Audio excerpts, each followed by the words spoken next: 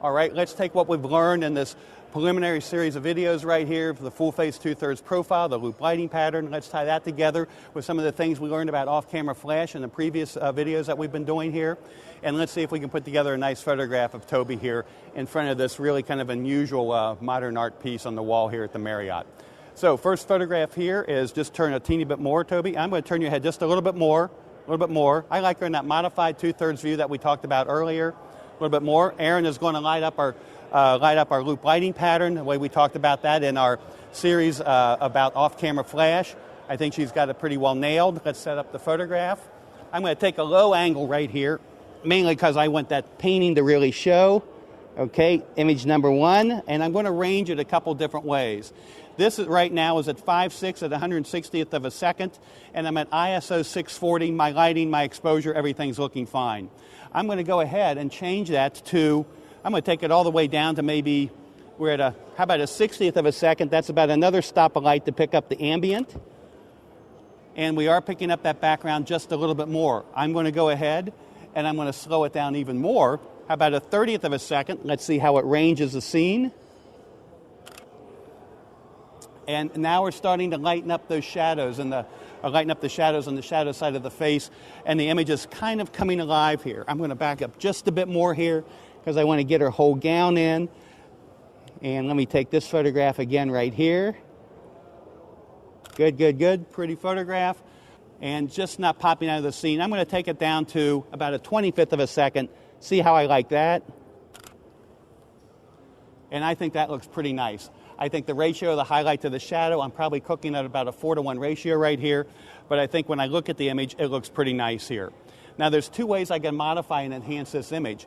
Number 1 is with my little background flash. We've got just a little flash. It's about $29, maybe less than that from B&H. And it's fired with an optical slave eye. So I'm going to let LaDon just put that on the table behind the bride, pointing at the bride first of all. And if we're ready to go, all right, and again, just changing the scene up just a bit. And we got the photograph, and you can see it's just lighting up the gown beautifully. I'm going to zoom in to maybe a half-length pose with that blue behind her. It looks beautiful. Again, here we go. Looks very, very nice. Now, why don't we vary this one more time, and let's turn the light back towards the painting.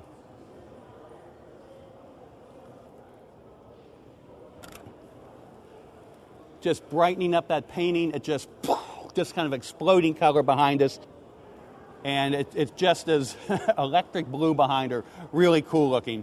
So again, with the combination of our off-camera flash, with our little accent light in back, with our loop lighting pattern on our subject's face, and our kind of a full face view right here, we got something looking pretty nice. I want to just run through a series of images now, maybe the way I might do it on a wedding day, and let's see how many images we can pull off just in this spot. I'm going to slow down the shutter speed even more because I want just a little bit more fill on her face from the ambient here, particularly on the close-ups here. One thing that I like to do is when I'm photographing a bride and a groom together, I like to key to one of the people. Now this echoes back to what I was saying earlier on. When we look at this image of my bride, she's in a 2/3 view, Charlie's in the full face view. What's that mean for the lighting? I asked Erin to key to my bride, so she's going to put the loop lighting pattern on Toby.